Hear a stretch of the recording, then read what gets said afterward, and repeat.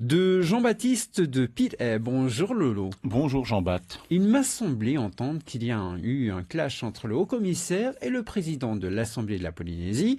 Es-tu au courant ? Alors, n'exagérons rien, on ne peut pas parler de clash, nous ne sommes pas dans un duel de rappeurs. Monsieur René Bidal, le haut-commissaire, n'est pas Booba et Marcel Touyani Jr. n'est pas Maître Gims. Disons que le haut-commissaire a publié une petite mise au point et je vous resitue un petit peu l'histoire. Tout partait d'un courrier de Marcel Touyani adressé au haut-commissaire dénonçant le non-versement de la dotation au second semestre 2016, une somme estimée à 716 millions de francs pacifiques destinée au financement du RSPF. Le haut-commissaire a répondu à ces propos dans un communiqué de presse en rappelant que 2 versements avait été effectivement bien fait, le premier en juillet suite à la réunion du comité de pilotage et le second en décembre.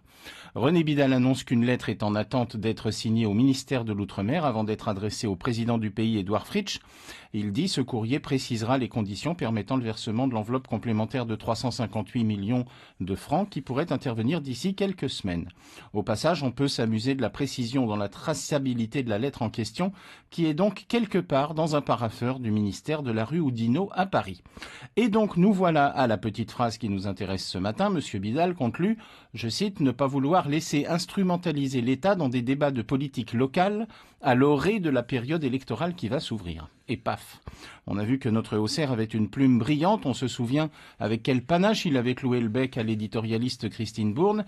Il avait également réagi avec beaucoup d'aplomb quand les essais nucléaires avaient été qualifiés de crimes contre l'humanité.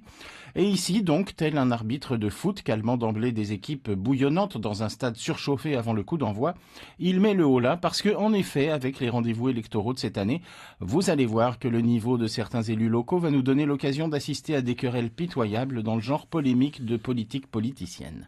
On les voit arriver de loin, nos politiciens, avec leurs grosses savates à défaut de gros sabots, et l'approche des élections va inévitablement, fatalement, hélas, raviver les critiques et les accusations tous azimuts, avec en tête de gondole l'éternelle rivalité Taoïra-Tapura.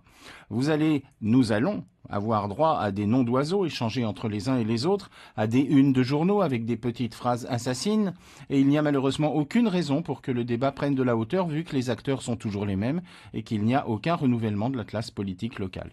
Il faut que nos élus sachent que nous ne sommes pas dupes et que la Polynésie n'avancera jamais avec des petites phrases stupides, des arrière-pensées minables et des polémiques stériles. Merci beaucoup Lolo, c'était De quoi je m'y mêle.